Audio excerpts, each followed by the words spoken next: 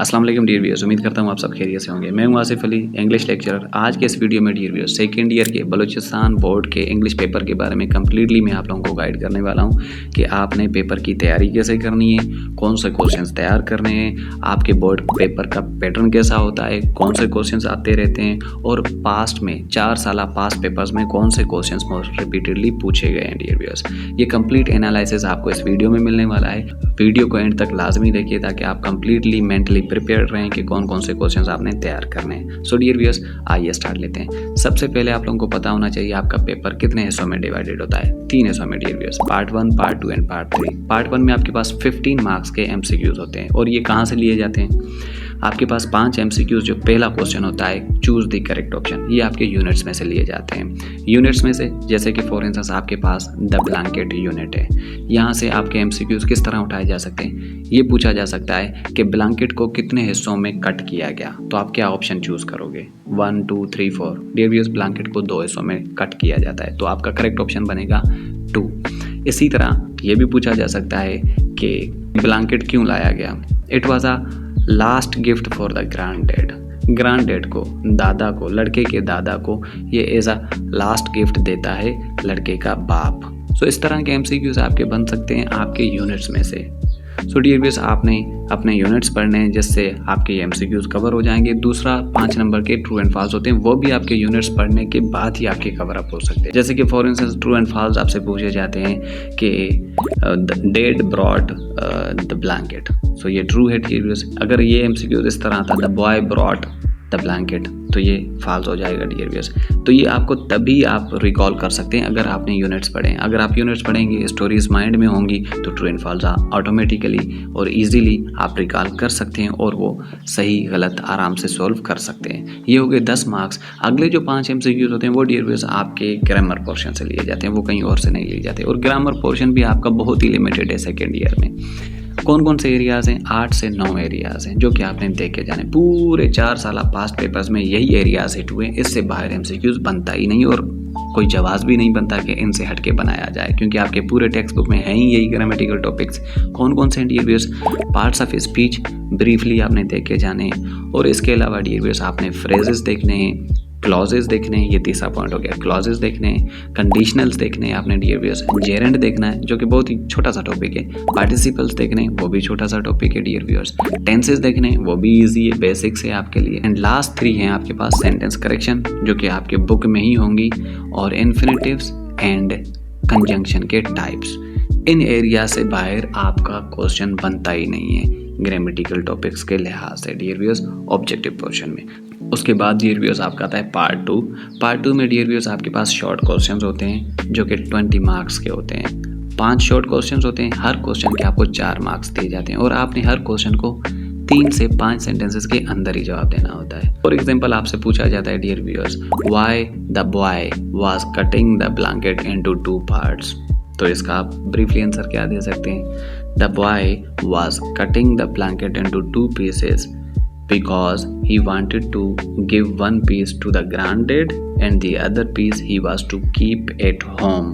So ये short question जो आपके पास होते हैं ये बहुत ही आपको अच्छा एज देते हैं, एक अच्छा बोनस है आपके लिए कि अगर आप यूनिट्स को पढ़ते हो तो ये शॉर्ट क्वेश्चंस आपके इजीली कवर हो जाते हैं डियर व्यूअर्स। इसके बाद आता है डियर व्यूअर्स आपका पार्ट 3। पार्ट 3 में आपके पास लेंथी क्वेश्चंस होते हैं और लेंथी में आपके कौन कौन से एरियाज होते हैं डियर व्यूअर्स, एप्लीकेशन, लेटर, एक ऐसे आता है और आपके जो है ये स्टेंजास आते हैं। एंड सेकंड लास्टली आपके पास active passive voices and finally आपके पास आती है ट्रांसलेशन।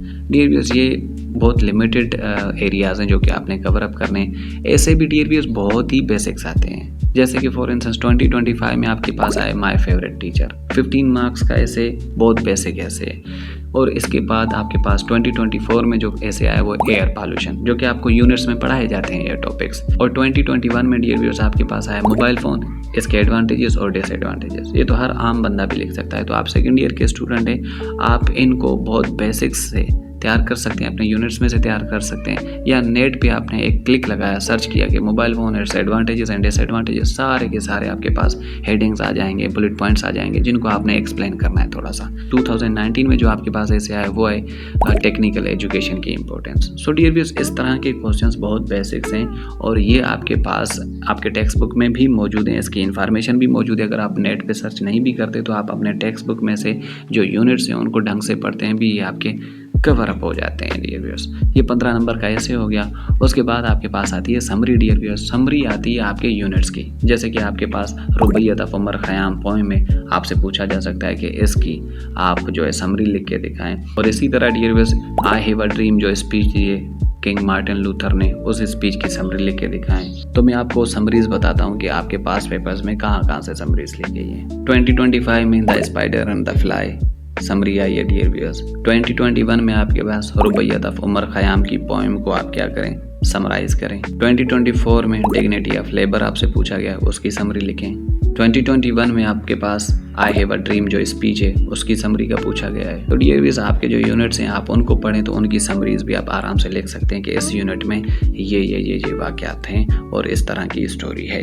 और इसके अलावा जो पार्ट 3 में आपके पास आती है नरेशन आती है, सॉरी एक्टिव पैसिव वॉइसेस नहीं आते, नरेशन आती है। नरेशन में डियर व्यूअर्स आपके पास 5 सेंटेंसेस दिए जाते हैं और ये 2025 में, 2024 में और 2021 में एंड 2019 में सारों में नरेशन आई हुई है। और ये नरेशन डियर व्यूअर्स आपके पास जो डायरेक्ट एंड इनडायरेक्ट स्पीच है ये कहाँ से आई है, कौन से एरिया से आई है। आपके 5 टाइप्स ऑफ जो सेंटेंसेस है ना, interrogative sentences, exclamatory sentences, optative sentences, imperative sentences और टेंसेस जो सिंपल सेंटेंसेस वगैरह होते हैं। डियर व्यूअर्स, इन 5 एरिया से ही डायरेक्ट एंड इनडायरेक्ट स्पीच आई है और ये तो आपने narration, direct and indirect speech पढ़ के जानी है, देख के जानी है। ये आपके 5 MCQs या 5 मार्क का जो क्वेश्चन है आराम से सॉल्व हो सकता है।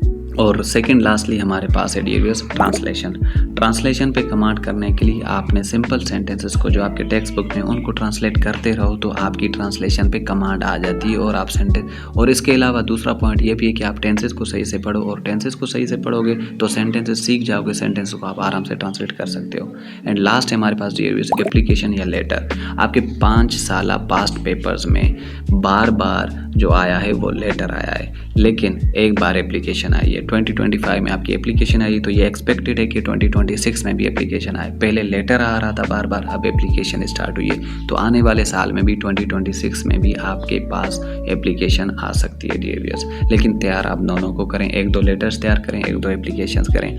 फॉर्मेट सेम रहता है। आप जो भी एप्लीकेशन आती है डियर व्यूअर्स आप फॉर्मेट सीख के जाएँ, माइंड में रख के जाएँ, तो उसके बाद आपको दिक्कत नहीं होगी कि आप इन क्वेश्चन को डील कर सकें। सिर्फ बॉडी पैराग्राफ्स आपने वैसे ही लिखनी है कि ये प्रॉब्लम आप जिसको डिस्कस कर रहे हो। फॉर इंस्टेंस आप एप्लीकेशन लिख रहे हो कि हमें कोई हिस्टोरिकल प्लेस विजिट कराई जाए। Write an application to your principal asking him or her for arranging a picnic to a historical place. तो आप इसको कैसे लिखेंगे, फॉर्मेट तो आपको आना चाहिए। सबसे पहले आप टू लिखते हैं, टू ना भी लिखें कोई इशू नहीं है। फिर उसके बाद आप अपने प्रिंसिपल का नाम लिखते हैं, द प्रिंसिपल। नाम नहीं लिखते, सिर्फ द प्रिंसिपल, उसकी डेजिग्नेशन लिखते हैं। उसके बाद आप अपने स्कूल का नाम लिखते हैं और फाइनली आप क्या करते हैं, सिटी का नाम लिखते हैं जिस सिटी में आपका स्कूल लोकेट करता है। फिर उसके बाद आता है डियर व्यूअर्स आपका सब्जेक्ट कि किसके ऊपर एप्लीकेशन है। फिर आप लिखेंगे application to the principal for arranging a picnic to a historical place, और इसको आप अंडरलाइन कर देंगे ताकि हाईलाइटेड रहे कि ये एप्लीकेशन है और ये टॉपिक है जिसके ऊपर एप्लीकेशन है। डियर व्यूअर्स, उसके बाद आपके जो है ग्रीटिंग होती है, रेस्पेक्टेड सर या रेस्पेक्टेड मैम। उसके बाद आप जो है अपने बॉडी पैराग्राफ से स्टार्ट करते हो, आप इंट्रोडक्टरी पैराग्राफ लिखते हो, फिर आप इशू बेस्ड पैराग्राफ लिखते हो और उसी इशू बेस्ड पैराग्राफ में आप अपनी तमाम प्रॉब्लम बता दें। फिर फाइनली आप जो है इसको वाइंड अप करते हो एक अच्छे ग्रेटिट्यूड वाले सेंटेंस के साथ। लास्ट में आप लिखते हो यूअर्स ओबीडियंटली एटसेट्रा और उसके अपोजिट साइड पे डेट लिखते हो। सो डियर व्यूअर्स, ये आपका फॉर्मेट हो जाता है। और अगर आपके पास लेटर आता है तो उसका भी अगर आप फॉर्मेट दे के जाते हैं तो आपका आधा मसला हल हो जाता है डियर व्यूअर्स। तो डियर व्यूअर्स, ये हो गया आपके तमाम पेपर का पैटर्न, किस तरह के क्वेश्चंस आए हुए हैं और किस तरह के क्वेश्चंस आपने तैयार करने। ऐसे बेस अगर आपने क्वेश्चंस तैयार करने हैं ना, आप अपने यूनिट्स को देख लें, उन यूनिट्स की जो एक्सरसाइजेज हैं वहाँ पे जो आपके पास एसेज पूछे गए हैं बार बार एजुकेशन से रिलेटेड या फिर आज के मुताबिक भी 1-2 टॉपिक्स तैयार करके जाएं, जैसे कि फॉर इंस्टेंस ग्लोबल वार्मिंग है, क्लाइमेट चेंज है या पॉलिटिकल इनस्टेबिलिटी है। ये क्वेश्चंस अगर आप तैयार करके जाते हैं तो फिर भी आपका ऐसे वाला पार्ट कवर अप हो जाएगा।